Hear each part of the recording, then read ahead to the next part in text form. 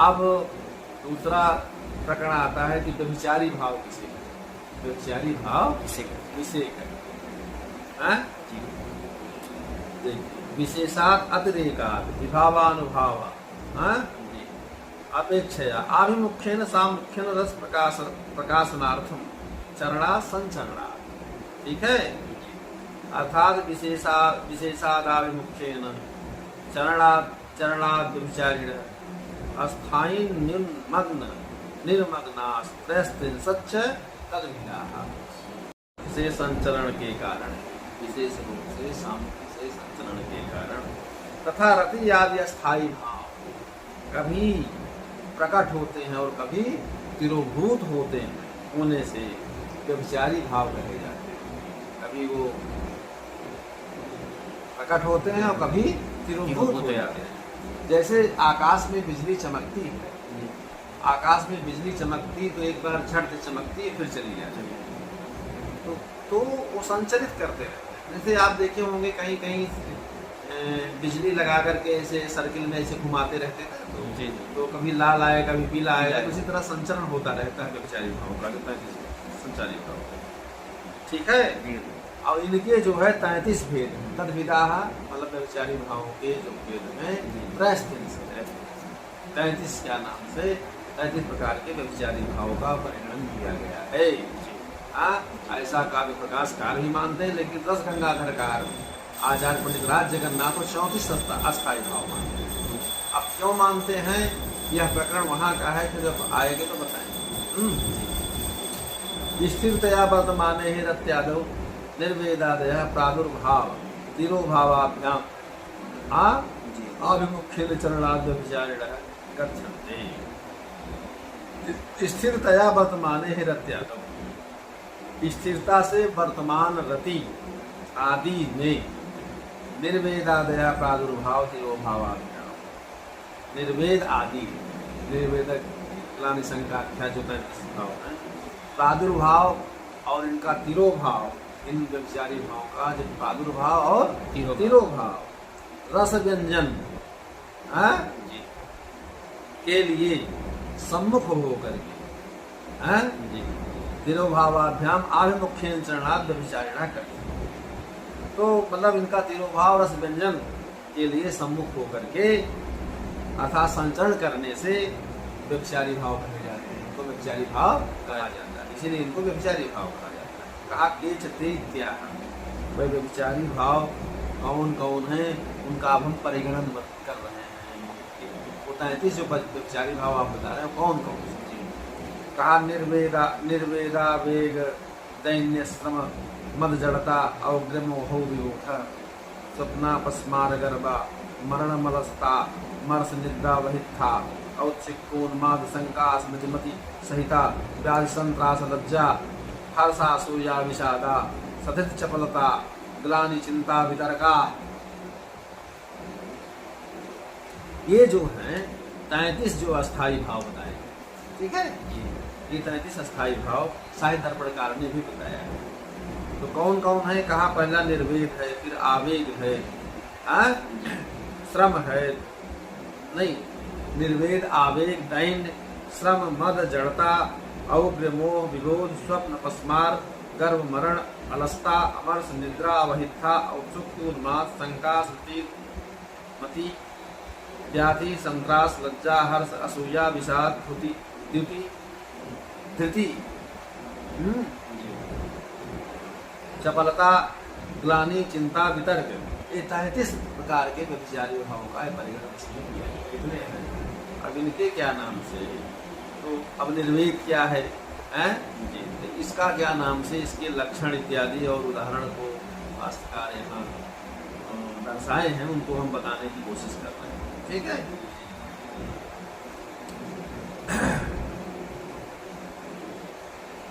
कहा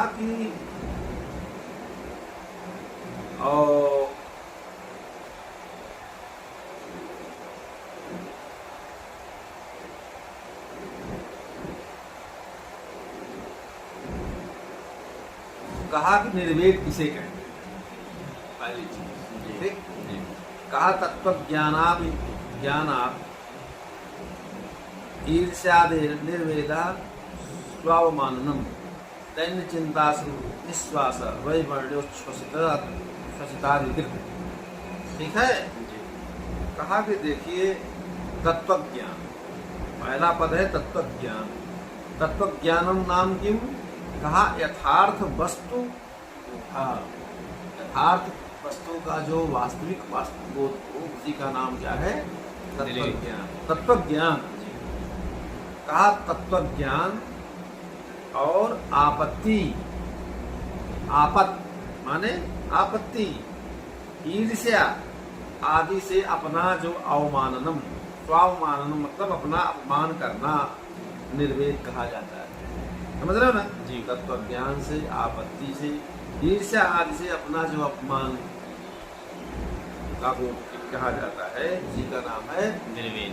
निर्वेद। और उसमें क्या क्या होता है? उसमें दैन्य माने दीनता, चिंता, और अश्रुपात, और क्या होता है? निश्वास, विवर्णता, उच्छ्वास आदि होता है। निर्वेद में इतनी चीजें होती हैं। ठीक है। तत्वज्ञानान निर्वेदो यथा, तत्वज्ञान से निर्वेद कैसे होता है इसका उदाहरण बता रहे हैं शास्त्र, जो कहने से नहीं उदाहरण से भी बता रहे हैं। समझ रहे हो ना? अच्छा, कहा मृत कुंभ बालुका रंध्र विधान रचनार्थिना दक्षिणावर्त संघोयम हंत चूणी कृतो मया। उदाहरण, कोई तत्व ज्ञान से विरक्त पुरुष कहता है, जब व्यक्ति को वास्तविक बोध हो जाता है कि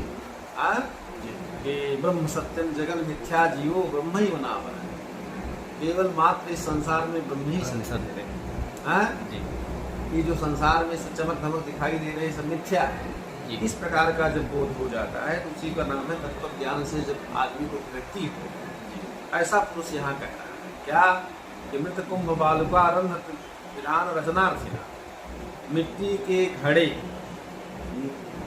में बालू के सदृश बालुका छेद को बंद करने के लिए दक्षिणावर्त शंखोयम हंत चूड़ी कृतो मया, मैंने इस दक्षिणावर्त शंख को तोड़ डाला। हंत, ठीक है ना, मैंने फोड़ डाला। कहने का मतलब यह जो है यहाँ पर, समझ रहे हो नहीं? तो यहाँ जो है मृत कलश छिद्रस्यावरणार्थम दक्षिणावर्तः शंखस्य चूर्णीकरणम तथैव मया अनित्य तुक्ष विषय सुखोपभोगार्थम मोक्ष साधन भूतम जीवनम दुरुपयोगेन विनाशितम हंत एतद्योतनमीयम कस्यचिन् निर्वेणस्य उक्तिः निर्वेदः पतिः। समझ रहे हो ना? ये इसलिए निर्वेद का साक्षात उदाहरण है। यहाँ पर निदर्शनालंकार, यहाँ पर निदर्शनालंकार है। आवेग, अब आवेग किसे कहते हैं? कहा आवेगा संभ्रमस्तत्र वर्षजे पिंडितांगता। पिंडितांगता, ठीक है। कहा कि घबराहट को आवेग कहते हैं। जब घबराहट होती है तो उसी में आवेग, उसी को आवेग कहते हैं। ये कहाँ होता है? कहा वृष्टि से उत्पन्न आवेग में जो होता है, जब वृष्टि से उत्पन्न कोई वृष्टि से उत्पन्न जो आवेग होता है तो शरीर को और शरीर के अवयव में संकुचित होता है, संकुचित होता है। हाँ जी, अच्छा समझा ना जी। और उत्पाद जे स्रस्ततांगे भूमाद्याकुलिदाग्निजे। हाँ, और कहा कि उत्पाद जन्य जब शरीर में आवेग होता है तो वहां पर शिथिलता होती है, स्वस्थता, अंग में शिथिलता होती है। और धूमाद्याकुलिदाग्निजे, और अग्नि से जायमान जो आवेग होगा, अग्निजन्य जो आवेग होगा, वो धूम और ताप आदि में व्याकुलता होती है। धूम आदि और ताप से आदि से जो व्याकुलता होती है वो व्याकुलता होती है। एक राज विद्रवजादेस्तु शस्त्र नागादि योजनम गजादे स्तंभ कंपादि पांचवाद्याकुलतादिजात इष्टाधर्षा शुचो निष्ठात गेयाश्चान्य यथा यथम। राजा के भागने आदि से जो आवेग होता है वो हथियार और हाथी, नाग माने हाथी, और हाथी आदि की योजना और हाथी आदि से होने वाले आवेग से स्तंभ हो, और कंप आदि, और वायु से होने वाला जो आवेग होता है धूलि आदि की आकुलता होती है, धूलि आदि से आकुलता होती है। और कहा कि इष्टाधर्षा, इष्ट माने अभीष्ट, कोई चीज जब क्या नाम से प्राप्ति होती है ऐसे आवेग से हर्ष होती है, प्रसन्नता होती है। और अनिष्ट के आवेग से अनिष्टाज भी अनिष्ट के आवेग से शोक होता है, सोचो सोचो अनिष्टा, अनिष्टाज के और भी इस तरह से ऐसे जान लेना चाहिए। अन्य यथार्थम, इस तरह से अन्य को भी जान लेना चाहिए। तत्र शत्रु जो यथा, अब शत्रुजन्य जो है आवेग को क्या नाम से, जैसे यहाँ देखिए अर्घम अर्घम इति बादिनम निपम सो अनवेक्ष भरताग्रजो यथा। परशुराम जी जब भगवान राम से उनका होता संवाद, ये रघुवंश भगवान राम के परिणय के बाद अयोध्या के जब आने लगे, परशुराम का यहाँ पर वर्णन, भगवान परशुराम का वर्णन किया गया कि अर्घम अर्घम इति बादिनम निपुंसो अनवेक्ष भरताग्रजो यतः।